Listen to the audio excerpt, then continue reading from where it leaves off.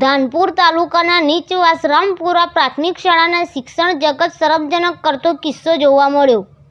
ધાનપુર તાલુકાની રામપુર સ્કૂલમાં શાળાના આચાર્ય દ્વારા વિદ્યાર્થીઓ સાથે અમાનવીય વર્તન કરવામાં આવતા સમગ્ર શિક્ષણ જગત શરમજનક થયું છે।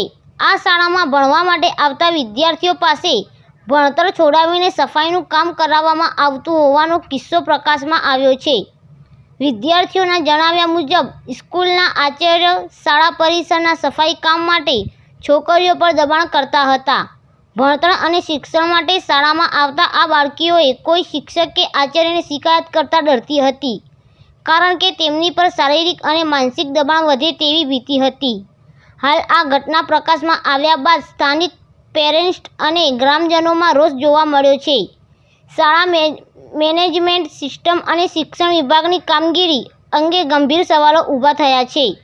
શિક્ષણનું પવિત્ર મકાન કહેવાતી શાળામાં આ પ્રકારના કિસ્સા સાથે વ્યવસ્થાના ભંગારની શક્યતા બહાર આવી છે। સ્થાનિક લોકોને શિક્ષણ વિભાગ અને શાળા મેનેજમેન્ટને જવાબદારી નિભાવવા અને જવાબદાર સામે કડક કાર્યવાહી કરવાની લોક માંગ ઉઠી છે।